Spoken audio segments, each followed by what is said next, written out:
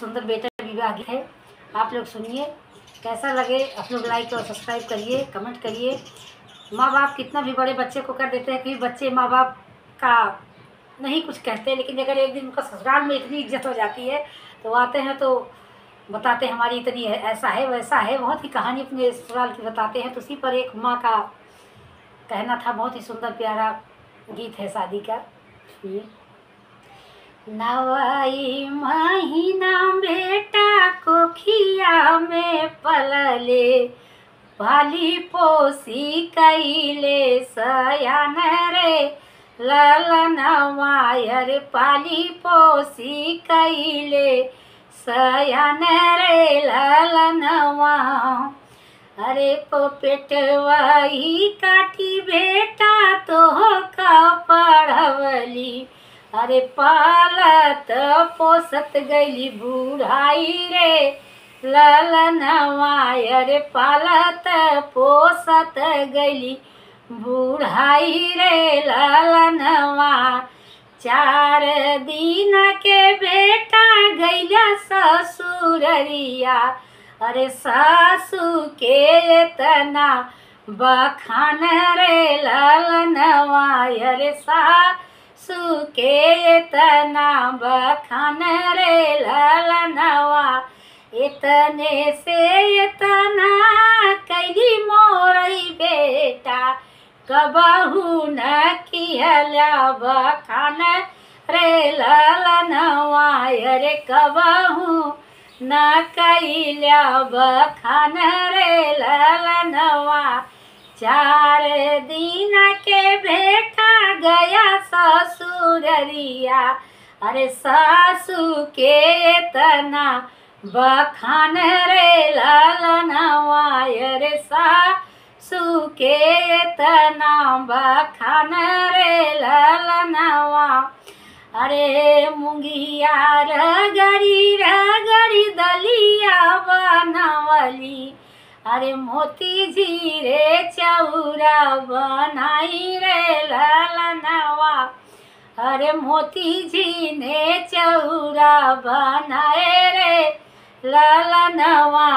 गोदिया बैठाई बेटा तो का खियवली, गोदिया बैठाई बेटा तो का खियवली, कबहू न किहला बखान रे ललनवा, अरे कबहू न कैला बखान रे ललनवा।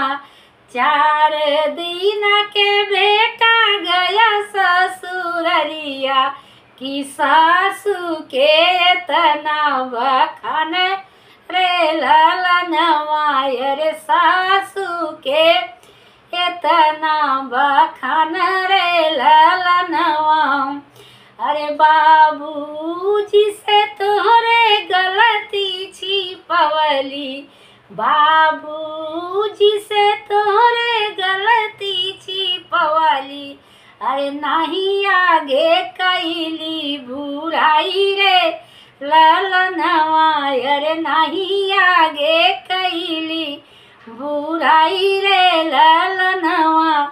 4 दिन के बेटा गया ससुररिया, कि सासू आगे माया के बुराई रे ललनवा, अरे सासू आगे माया के बुराई रे ललनवा।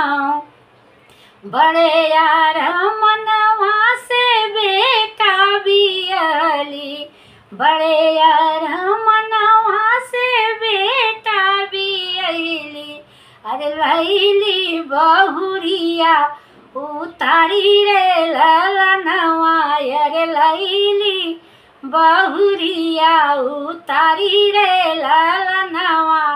नहीं जाने मोरे बेटा तो के भी यह तई होई जावे तना पराया रे ललनवा, अरे होई जाव्या इतना पराया रे ललनवा।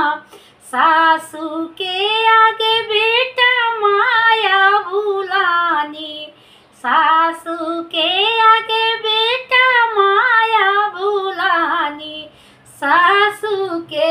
तना बखान रे ललनवा रे सासू के तना बखान रे ललनवा भीतरे से निकली है बहुरिया सुना सासू हमारा बात रे ललनवा रे सुना सासू हमारी नी बात रे ललनवा जब तक बेटा तोरे नाही बियालू तब तक बेटा तोहर रे ललनवा रे तब तक बेटा तोहर रे ललनवा अरे जौने न दिन बेटा गए ससुररिया जवाने न दिन बेटा गए ससुररिया